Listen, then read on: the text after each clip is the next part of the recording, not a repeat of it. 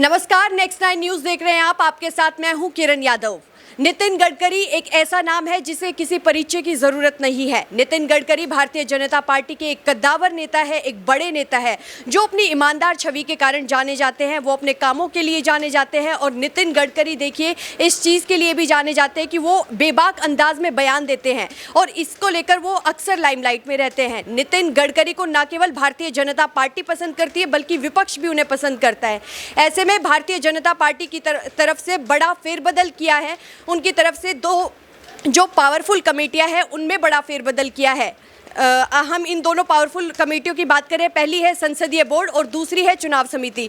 तो भारतीय जनता पार्टी की तरफ से इन दोनों पावरफुल कमेटियों में नितिन गडकरी को हटाया गया है, साथ ही शहनवाज हुसैन को भी हटाया गया है और मध्य प्रदेश के मुख्यमंत्री शिवराज सिंह चौहान को भी हटाया गया है। तो ऐसे कई बड़े चेहरे हैं जिन्हें हटाया गया है और ऐसे कई बड़े चेहरे हैं जिन्हें शामिल भी किया गया है। तो इसी बात को लेकर, इसी मुद्दे पर आज हम अपने साथियों के साथ चर्चा करेंगे। सबसे पहले मेरे साथ दीपक बने हुए हैं। दीपक, आपका बहुत बहुत स्वागत है। धन्यवाद।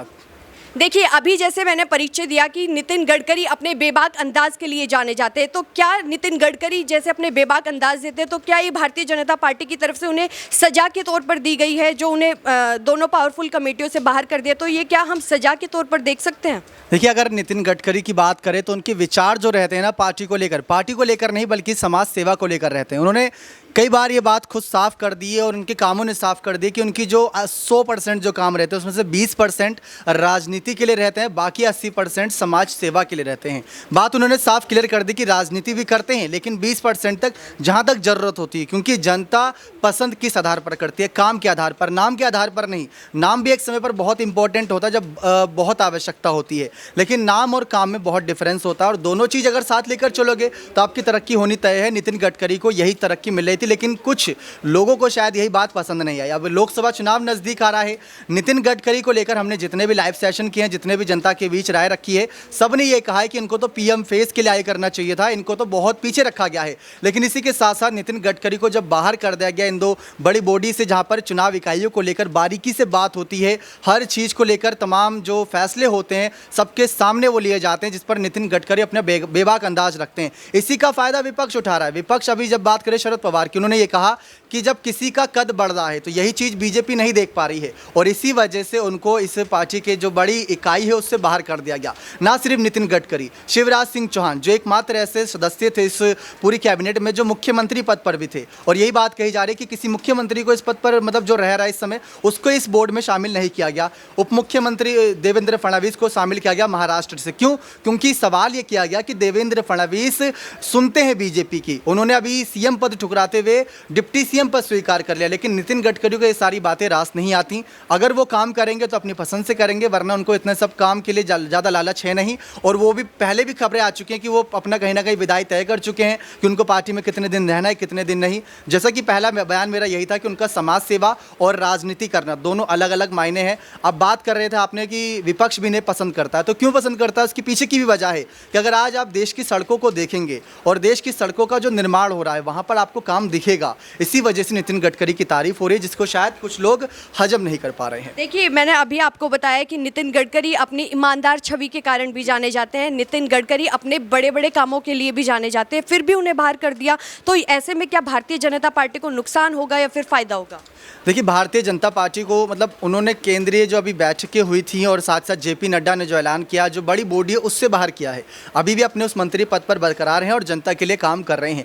तो भारतीय जनता पार्टी को नुकसान तब ज़्यादा होगा जब ये फैसला उनके खिलाफ उठाते नजर आए, बीजेपी के खिलाफ उठाएं। अभी तक बीजेपी ने उनके खिलाफ, मतलब उनसे अलग थोड़े फैसले लिए हैं, तो अभी बीजेपी ने सोच समझकर फैसले लिए हैं। फडणवीस को लाए हैं, जिनकी चर्चा भी देश भर में हुई थी जब उन्होंने डिप्टी सीएम पद स्वीकार करा, और कई सारे जो कह सकते पूर्व मुख्यमंत्री रहे, उनमें से कुछ नामों को यहाँ पर येदुरप्पा जैसे हो गए, सुधा देवी की बात कर रहे हैं, उन लोगों को आगे किया है। तो नामों पर भी चर्चा हो रही है, उसका फायदा भी मिलता है, नुकसान भी मिलता है। लेकिन अमित शाह और प्रधानमंत्री नरेंद्र मोदी फिर जेपी नड्डा, ये जो जोड़ी मानी जाती है, यही अभी तक काफ़ी साबित हो रही है। उसके बाद नितिन गडकरी आगे जो बड़ी भूमिका अपनी निभा रहे थे जनता के बीच, वो अब भी निभा रहे हैं। लेकिन जो बड़ी जो बैठकें होती हैं, जो बैठकों में फैसले लिए जाते हैं, शायद उनमें उनकी भूमिका ना रहे उतनी। ठीक है, मेरे साथी दीपक ने बहुत विस्तार से जवाब दिया है। अब मेरे साथ बने हुए हैं अरबार। अरबार, आपका बहुत बहुत स्वागत है। धन्यवाद।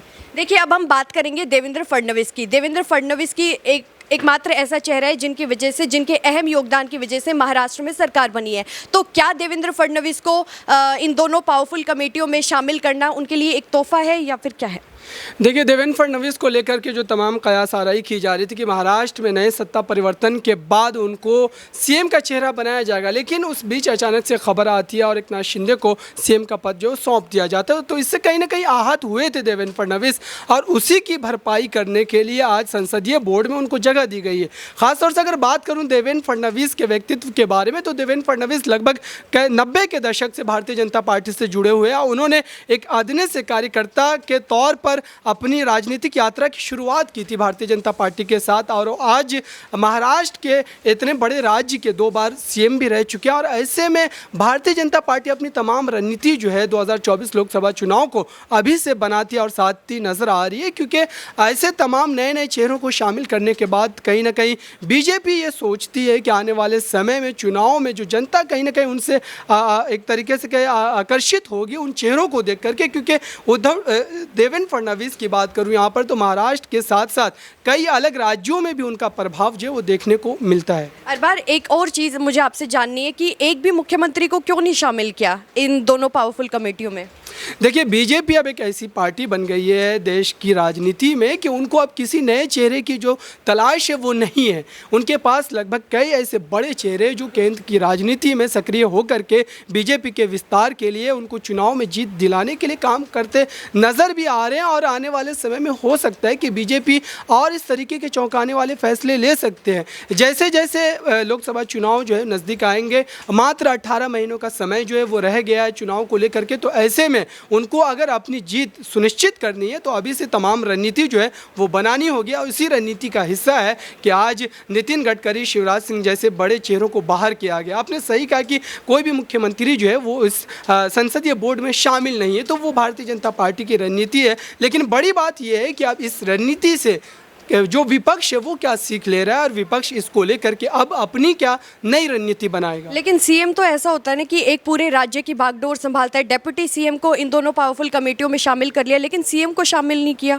बिल्कुल, मैंने देवेंद्र फडणवीस की आप बात करें तो देवेंद्र फडणवीस को लेकर के मैंने पहले भी कहा है कि देवेंद्र फडणवीस को इसलिए संसदीय बोर्ड में शामिल किया गया। इसके संकेत भी जो है लगातार कई दिनों से जताए जा रहे थे कि देवेंद्र फडणवीस को जब महाराष्ट्र के सीएम के तौर पर भारतीय जनता पार्टी ने पेश नहीं किया, तभी ये बात जो है जहनों में चल रही थी कि देवेंद्र फडणवीस को केंद्र की राजनीति में भारतीय जनता पार्टी जो है वो मौका दे सकती है, और ऐसा हुआ भी। अब संसदीय बोर्ड में शामिल करने का मतलब ये है कि देवेंद्र फडणवीस को भारतीय जनता पार्टी महाराष्ट्र की राजनीति से अब केंद्र की राजनीति में सक्रिय करने के मूड में नजर आ रही है, और इसी का हिस्सा है कि देवेंद्र फडणवीस आज संसदीय बोर्ड में शामिल हुए हैं। और नितिन गडकरी की अगर यहाँ तक बात की जाए तो नितिन गडकरी ने बीते दिनों जिस तरीके से बयान दिए है, उससे कहीं ना कहीं अमित शाह और प्रधानमंत्री नरेंद्र मोदी को इस बात की शंका थी कि कहीं आने वाले दिनों में नितिन गडकरी के इस बयानबाजी से पार्टी के छवि को और पार्टी को आने वाले चुनाव में कोई नुकसान ना हो जाए। देखिए, अरबार और दीपक ने बहुत विस्तार से हमें जानकारी दी है, और अभी हमारे साथ बनी हुई है मेघा मैम। मेघा मैम, मैं आपसे जानना चाहूँगी कि क्या ये सारे फैसले इस साल 2024 में जो लोकसभा चुनाव होने वाले हैं उनको मद्देनजर रखते हुए लिए गए?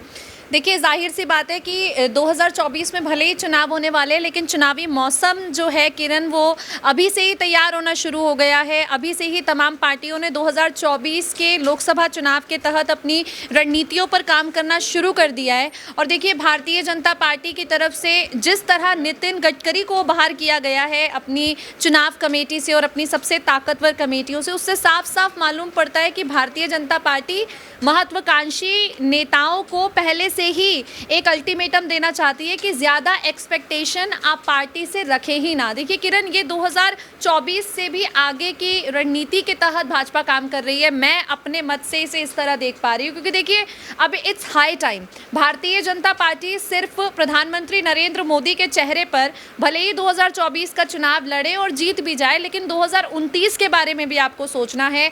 आपको 2024 के बाद कई राज्यों में विधानसभा के चुनाव होने हैं, आपको उनके बारे में भी भी सोचना है तो आप सिर्फ मोदी के चेहरे पर नहीं चुनाव लड़ सकते, आपको नए चेहरों को भी मौका देना पड़ेगा, क्योंकि भाजपा जो है वो ताल ठोक कर कहती है कि हम आगे आने वाले 30 साल सत्ता में रहने वाले हो। तो आपको अगर 30 साल राज करना है तो आपको 30 कम से कम आपके पास चेहरे होने चाहिए। और उस लिहाज से अगर आप सोचेंगे कि हर जगह आप राजनाथ सिंह को ही लेकर चले, हर जगह नितिन गडकरी को लेकर चले, तो ये पॉसिबल नहीं हो पाएगा। और उसके बाद किरण, एक और बहुत ज़रूरी बात मैं यहाँ पर कहना चाहूँगी। एक बहुत बड़ा बयान यहाँ पर परिवहन मंत्री नितिन गडकरी ने दिया है। उन्होंने कहा है कि आज भारतीय जनता पार्टी जिस तरह से सत्ता में है तो ये सब कुछ लाल कृष्ण आडवाणी, दीनदयाल उपाध्याय और अटल बिहारी वाजपेयी के कार्य हैं, जिनके चलते आज जनता जो है इस तरह से भाजपा पर विश्वास जता रही है। तो बहुत बड़ा वो बयान देते हैं। उनका साफ साफ कहना है कि पार्टी के जो तमाम वरिष्ठ नेता हैं, अटल बिहारी वाजपेयी तो खैर इस दुनिया में भी नहीं है, लेकिन लाल कृष्ण आडवाणी का मैं खैर जिक्र करना चाहूँगी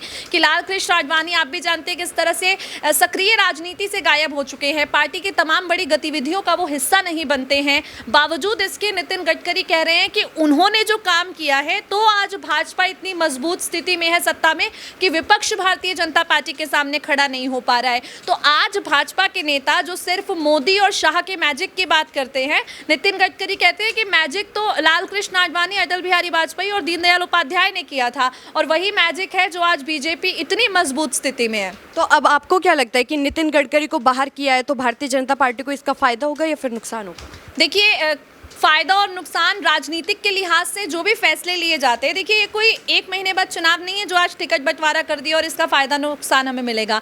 इस ऐसे जो बड़े बड़े फैसले होते हैं ये लॉन्ग टर्म के फायदे और नुकसान पर असर डालते हैं। अब देखिए, इसमें दो तरह की चीज़ें निकल कर आ सकती हैं कि नितिन गडकरी को बैकफुट पर लाकर आप देवेंद्र फडणवीस का कद बढ़ा रहे हैं।